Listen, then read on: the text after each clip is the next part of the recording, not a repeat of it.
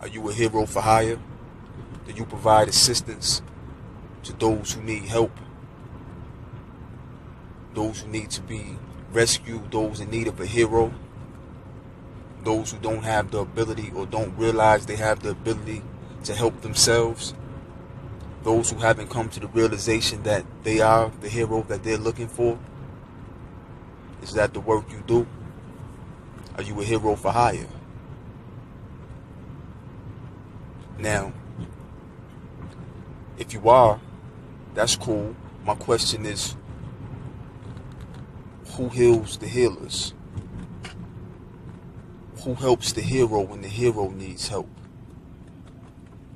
When the hero's been beaten and bruised and battered and drained and torn in all different directions from trying to save other people, who do they turn to for help? Who's there to rescue them? Who's their hero? Who's the hero for the heroes? Who's the savior for the savior? Who's the rescuer for the rescuers? You are. The healer has to know when to give and when to hold back. The healer has to heal themselves.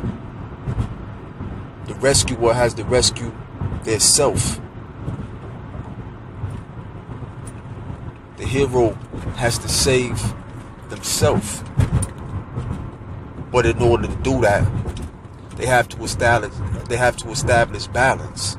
They can't overgive themselves and give so much of themselves that they don't have anything left for their self. They have to save something for their self so they can pull their self up, so they can be the strength that they need when they're in the time of need. Because if you're constantly helping others, if you're constantly being a hero to others, if you're constantly saving others, can you turn to them to get the same in return? Most likely no. Now, I'm not saying there's anything wrong with wanting to help others, wanting to assist others, wanting to give a hand. But if it becomes neglectful to yourself, if it becomes harmful to yourself, if it becomes something that causes a state of dis-ease to you, that brings overwhelming stress on you, then you need to draw back. You need to pull back. Stop trying to hold the weight of the world on your shoulders. You have to know when to shrug. When the world gets too heavy and you start to tremble, your knees start to buckle, you have to shrug. You have to know when to shrug. Don't break yourself. Don't kill yourself trying to hold up the globe. Don't kill yourself trying to be a hero for someone else, to other people. Some who may not even appreciate your acts of heroism. Those who may not truly appreciate your acts of valor. You can't save everybody, but you can save yourself. So again, I ask, are you a hero for hire? And if so, do you know which jobs to take, which jobs to turn down? Because if you're hired to do a job, see, the word job means to suffer. So you have to be very careful with that. And where you choose to place your energy, who you choose to have compassion for, what you choose to have passion for. Because passion also means to suffer. Compassion means to suffer with.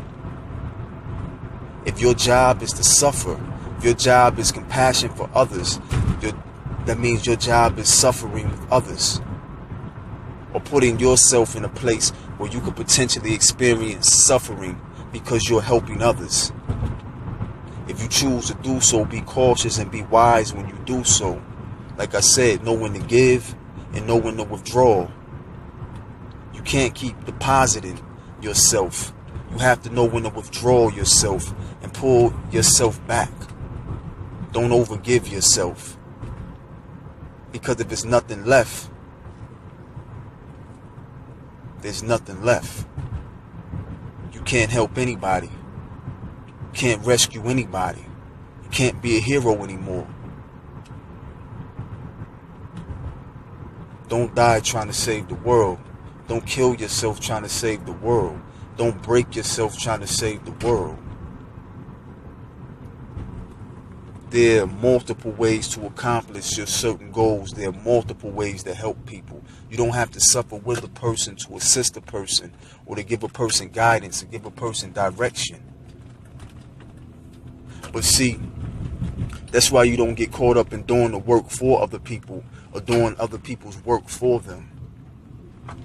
Show them how to do it, then let them do for themselves.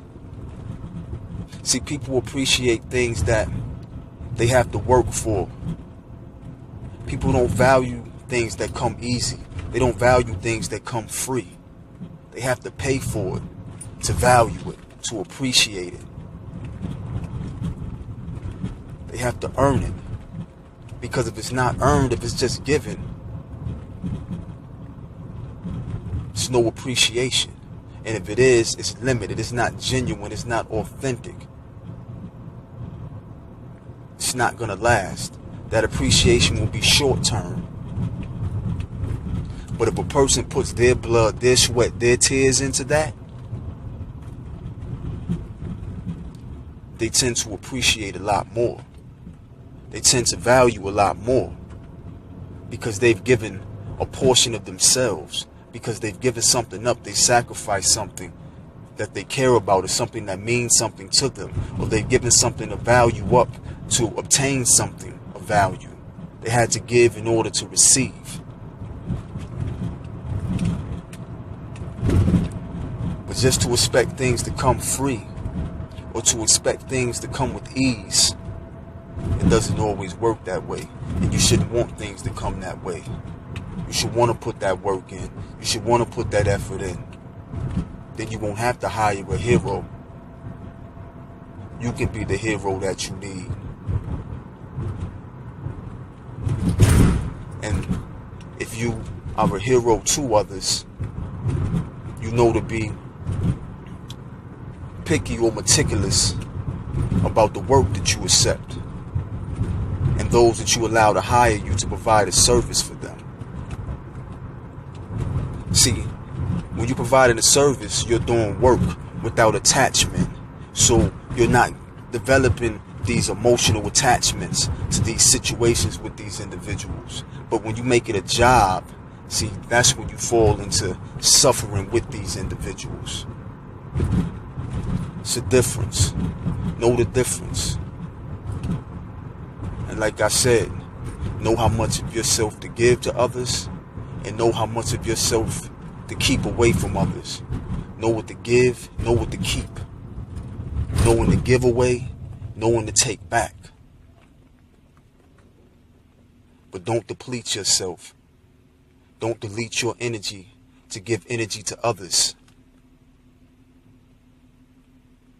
Don't waste all of your strength to give others strength or to make them strong. Save some for yourself, because you're going to need it. Judge wisely. Choose wisely before you take on certain missions and certain tasks. Learn how to choose your battles.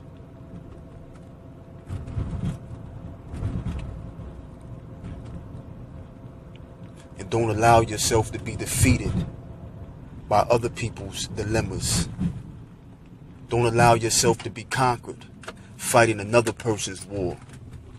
Because if you're conquered fighting their war, doing battle for them, what happens to your battle? What happens to your war? You lose by default.